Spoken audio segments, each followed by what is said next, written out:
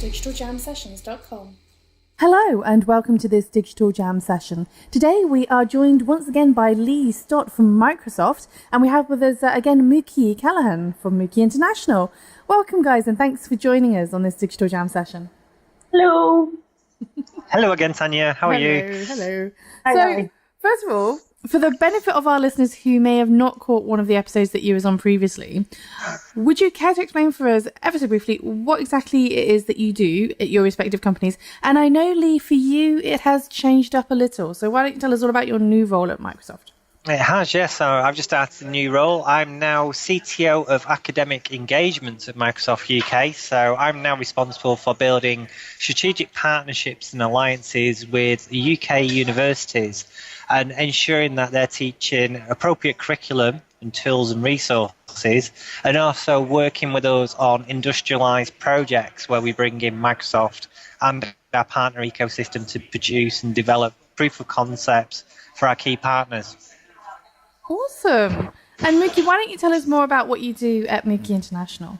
Hi there. Yep, I'm Mookie. I head up my own digital production company, stroke agency called Mookie International, specializing in digital content across many, many platforms, live streaming, virtual reality, app production, web production, mostly social content, but also brand partnerships and working very closely with record labels and talent, mostly music talent, but also non-music talent as well. I've come from MTV, BBC, music journalism background. So it's primarily in that pop culture stroke youth brand space. And recently did a little something with the BBC's The Voice? Yes, so I've just come off 2 years as BBC The Voice's executive digital producer. And that was very good fun working with will.i.am and all the coaches across the board and everyone from Facebook and Twitter, Instagram, all of our live streaming, YouTube, BBC website, and of course, virtual reality. We created BBC's first series of virtual reality clips for a Saturday night TV show, which was good fun. Thank you very much. Now, today we're gonna take one of those really broad scoping questions that is not easy to answer, but I'm gonna throw it in the mix anyway. And I'm gonna be talking about the impact of technology on culture. And I thought, you know what, I'm gonna go with the hot topic that everybody seems to be talking about at the moment, which is I cannot honestly make it more than 5 minutes in my day without somebody talking about Pokemon Go. Whether that is that they are running outside to go in and catch something, or they've just happened upon something and that they want to share this information. And so all of my social media streams, all I'm seeing right now is people playing Pokemon Go or the horror stories associated to Pokemon Go. And amongst all of the different things that I've been looking at and reading, one of the things that came up was this great article today by Raf Costa via LinkedIn. We will post this in the podcast notes so you can have a proper old rummage through this.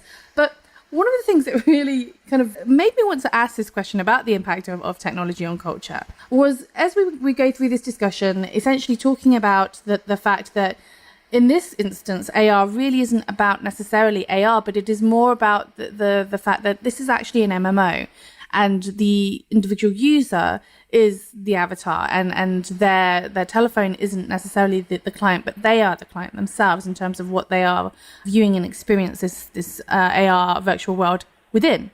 And one of the things that where it became really obvious I needed to ask this question today was there's a lovely screenshot of a property listing for a property, and I'm not going to name the road, but you'll be able to see it if you go visit the article, but it's in British Columbia.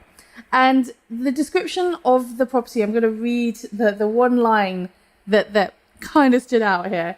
Conveniently located between two Pokemon gyms and has 8 Pokestops within walking distance. This is actually listed as something as of import on a property advertisement to actually increase the value of the property.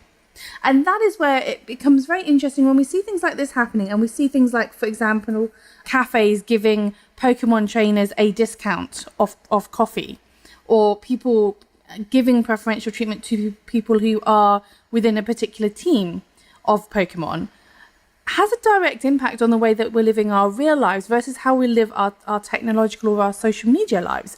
And I am curious, Lee, from your perspective, whether or not you see this as a significant step into the way that technology is impacting culture, or if you just think this is just a fad and a trend. Lots of questions there, Tanya. The whole Pokemon Go thing is just amazing. So I've sent you an interesting picture. So you've been looking at my Twitter stream this week, haven't you? Yeah, so we were at the Palace playing Pokemon Go. So I had to tweet the picture because it just made me actually giggle, because we're in the waiting room at the Palace with Pokemon in the Palace, which was great. So, and I just thought, this is really, it's one of these apps that's just sort of captivated everyone, because it's just could be used for anything. I was having a phone call earlier this week on the way home, actually, one day on the train, and one of my friends was talking about losing weight, and he was like, "Oh, Pokemon Go is going to really be great for me because it's going to get me out actually walking around." And I think it's the whole concept of using technology to enable one's self goals is the easiest way of putting it, because you've got this huge age demographic utilising technology now, and again, thinking about the services that can be implemented in this technology. So there's an article this morning about a developer who's on the verge of bankruptcy because he's written an app that sits along Pokemon Go in terms of a communications app. So it allows teams to instantly chat and communicate with each other, but it's a free app, and he doesn't have the cost to manage the infrastructure. And I think he's getting something like 1 million calls a second or something ridiculous at the moment. Yeah, they were having some server issues, if I recall rightly. Yeah, and it's just this virality of something that is having this impact on our lives. And again, I think the whole VR, AR audience segment is changing. We did an event with Dennis Publishing actually last week, where we built an AR experience. It was an AR VR experience using HTC Vive and cardboard devices for children with severe autism, where we call it Green Fingers. We're going to be launching it on the store soon. But it's an experience where children can go in and build a garden and interact with creatures in the garden. So these like beehives, so you can plant trees and build Easter egg islands. And I think the whole concept of AR VR is really having that impact on people now, and it's being seen as being more mainstream and not as intrusive or isolated. I think there's this whole acceptance now of AR VR experiences becoming more community based. So it's really interesting times, to be honest. So I'm going to use yet another example from the same article, but I think it's kind of interesting and relevant, and I'm going to throw this at you, Mookie, which is, so there's this example of this guy who decided he couldn't sleep, 3 a.m. in the morning, decided to go for a little walk after he had downloaded Pokemon Go and try catching a few Pokemon, and he ended up in this park, and there were two guys sitting on the bench, minding their own business, and then they kind of called out to him and they're like, "Yo, if you try and go over by that truck, you'll find another Pokemon." And so they were engaging with each other, in 3 a.m. in a park, darkened park, and these three men, and lo and behold, unsurprisingly, a cop turns up asking questions, and they have to sit there and explain to this cop exactly what the game is and why they're there and what they're doing. Is it a real cop or a simulated cop? We need to know these things. It is a real policeman turned up and was asking questions as you would expect, and they had to explain and justify that they were not doing a drug deal of some sort, that there was no dodginess of it, that they were just playing a game. And in the end, the policeman wanted to download the game and get in on the action too, which is great. But it does lead to this question of the kind of potential issues, and we've had lots of horror stories around Pokemon, and I'm sure anybody who's been following this has heard about somebody who went off and was trying to find a water Pokemon and found a dead body in a lake instead, or a river instead, and people who were being targeted by armed robbers who were luring them with a lure and having people come to some remote side of a road somewhere and then basically mugging them. So there are all sorts of horror stories about how people are being manipulated through the use of this technology, or this unifying technology such as Pokemon Go. And I'm curious what your perspective is on this in terms of the risks inherent in actually allowing ourselves to be kind of guided and influenced culturally by this technology in the way that we interact. Well, I think, technology has been influencing culture and us as curious human beings for hundreds of years now, like, industrial age to present day. But I think there are certain breeds of people that know technology is here to help us and will use it for what it's there for. And if that's entertainment or medicine or education or helping or, et cetera.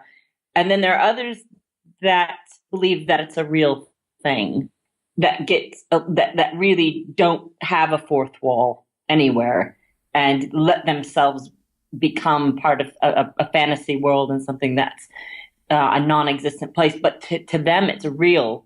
So I think there's kind of two categories of people, maybe more than two categories of people, because there's also a third batch of people that don't care at all and would never ever do a Pokemon Go ever, especially those who are probably parents protective of their kids and blah blah blah. Even though the kids will probably still play it, but I think there's the ones that are like so curious and get so immersed in it.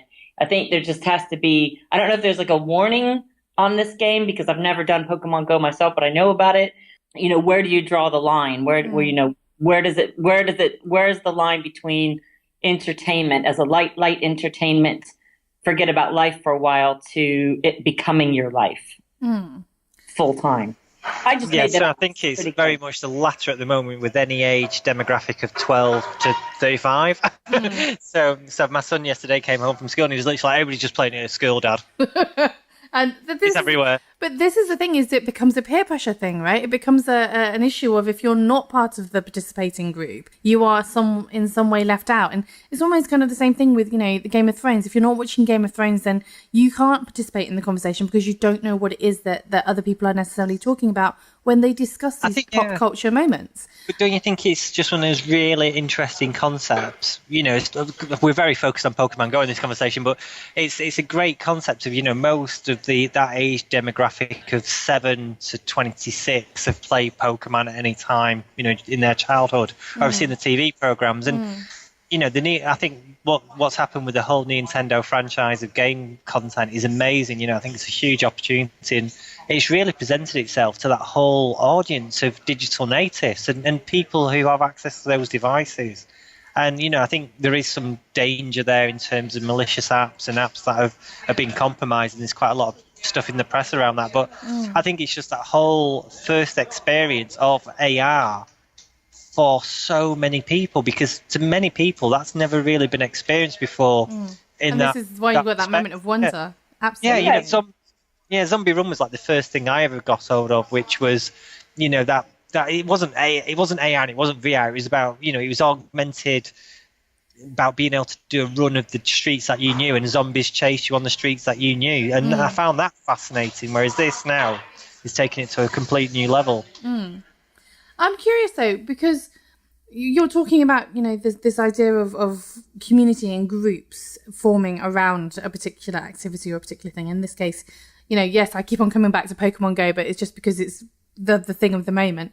But do we not think that perhaps because we are a digital generation and we are kind of a little bit married to our technology as such, that perhaps we don't see the dangers and the inherent risks anymore because, well, we're kind of used to this. We're kind of used to the idea of, you know, carrying this little box in our pocket that happens to, you know, be able to let us make phone calls, but also does all this other amazing stuff. Do you think that perhaps we aren't really thinking about inherently what will happen as, for example, with something like Pokemon Go and the fact that you have teams and you therefore you have groups that you're encouraging, you're facilitating, that you're kind of facilitating existing behaviors that already exist within the games industry, where you have these guilds and you have these particular niche groups who are proactively working together to, you know, outperform another group. And there are a lot of people who are entering into this AR experience of something like a Pokemon Go. Just as you say, you know, first timers, they don't understand what they're necessarily getting involved in. They just think it's kind of cute and kind of fun. But there is this kind of serious undertone to it all that they're not necessarily aware and they're not necessarily going to be as savvy as perhaps some of the younger generation who really understand this stuff are going to be, or the kind of gamer generation are going to be, who understand how to game the system.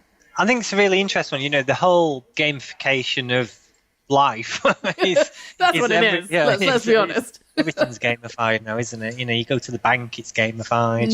So gamification, I think, is an interesting one. And I think what I quite like, after you can say I played Pokemon Go quite a few times, is the, you know, the whole spin aspect. So if you're not near a Pokemon or near a ball, you can actually spin to see if you can get one. And I think there is that whole gamification. I think the whole social networking side of it is really interesting. So if you look at any of the demographics of children who play PlayStation, Xbox, etc., it's very much team-based, very much co-op. That's the way children generally communicate now. They don't go out and play on the streets. They stick a headphone on and connect over a network. Indeed. And meet with the friends and play with the friends and talk with the friends. I think so. The whole online safety aspect of any app is pretty serious, as we all know. Family safety is very key to most organisation strategies. I'm actually more slightly concerned about the whole aspect of geolocation and tagging, really, because that's one of the big things that Pokemon Go does, is that whole, it knows where you are, it knows where your friends are in the group. Well, it's sharing a lot of information about you that people are not really aware the volume of information that they have access to.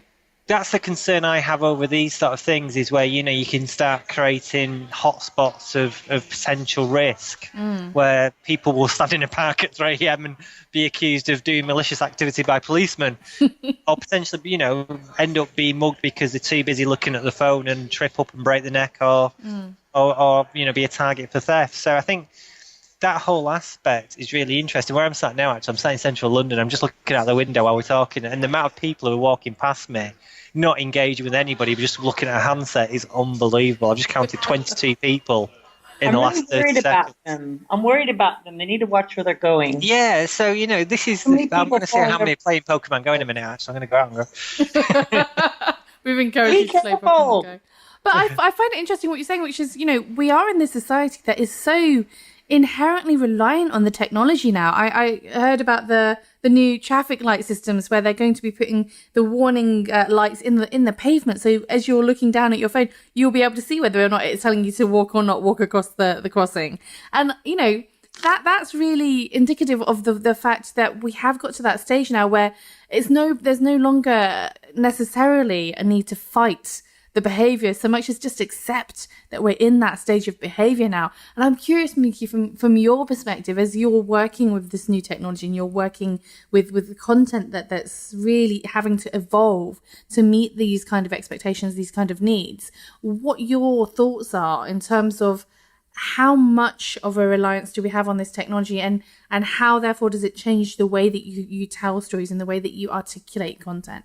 Well, there were a couple layers there. Like, how important is it? It's very important, especially if you are dealing with a youth sector, more, 12 to 20-year-olds and et cetera. But like Lee was mentioning, there's just as many big kids out there that like to get involved as the little kids. People with or without, children will still want to get involved. And you just have to really, really be clever with what are those new emerging pieces of technology and what are the ways that people are seeing things, and just be very clever with how you pair that up to those audiences and those verticals, because it's also kind of doing it, I think, with a little bit of quality over the quantity, maybe not bombarding people with stuff no matter how hyped up it is, but it's just doing something clever with it. But if the question is how important is it, it's very, very important, because we know that this technology changes constantly and fans will find a way to get stuff. And if there's a new way to get it, if you build it, they will come. It's like flypaper, so that the fans will like flock to these outlets and these channels and these, form new patterns on how to behave and how to access that content. Pokemon Go is a great example. But then you've got corporate whatever taking advantage of it, and then it becomes a marketing tool. Where they're like going, oh, hey, you people, we don't even know what game you're playing. We don't even know what it is, but come to this coffee store and receive a discount. It's going to be interesting to see what the sub-economies will come from this game and what's going to emerge, because invariably with gaming, there's always some form of farming, whatever that currency is or whatever that product is, whether it's farming for gold or farming for some other kind of elixir or whatever that thing might be. It's going to be interesting to see what these kind of subset economies are that players kind of manage to settle on in terms of ways that they can make real life money from what is essentially a game at this stage. And it's interesting to see that emergence with things like the, utilizing Pokemon Go stops and lures as an opportunity to increase the value of rental property, for example, I find quite interesting, and just how much of an impact that's going to have on other areas of economy that probably people weren't really thinking of at the time. Do you think an average consumer would get turned off by that though? So like they see that on a property, they're like, no way. I'm going to have a group of 3-year-olds outside at 3 a.m. Well, you never know. Whatever the new thing is, because Pokemon will have its run, but there'll always be something new. And whatever that new game or that new experience is, I am really curious to understand exactly what the economy is going to be that's going to grow around this virtual, this game economy. I think what's really interesting, Tanya, is how game developers need to start adapting their thoughts around how to commercialize games. So, say it again, Pokemon Go has been a huge success. Huge success. But it basically, from a developer perspective, it's a free-to-play game. There's no monetization in that game as such. Well, you can pay for lures, so I suppose but that's an in-app purchase strategy, isn't it? But what we're talking about now and what we're seeing now in the press is commercial business opportunities being spun up around the content, around the game. So how many game developers will start to rethink their business ideas about how they can make their game more commercial from partner standpoints, etc., rather than just a pure in-app marketing potential that is of today. I can see a new era of opportunity for game developers. But it's also important to remember, like, Pokemon is a huge global brand that's been around for ages and ages and ages. How it's been around for a very long time. So people are already aware that Pokemon, you say the word Pokemon and even, people in their 30s and 40s will remember it as like a little attachment thing game, that was interactive back then from a million years ago. So it's already as an established related to interactivity tool that fans are familiar with. So you don't have to be a gamer to understand that, oh, wow, this is something really cool. It's unique. I remember having a Pokemon. Oh, is this how it works now? Okay, cool.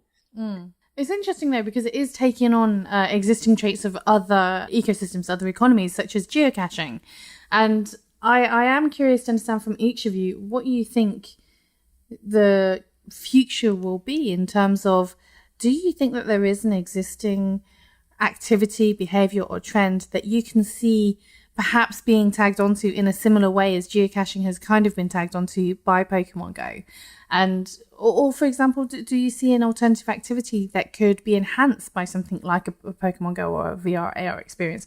So, for example, myself, I'm just kind of wondering who's going to open the first gym where you can actually, park your Pokemon Goes to train and have a Pokemon gym alongside your real life gym, for example. I'm curious what your thoughts are on this. I'll start with Lee. So I think that's a really interesting one. I think at the moment, I would say, we still are pretty mature in our thinkings around this. And I think the problem with any game content is it's as only as long as it's evergreen as such.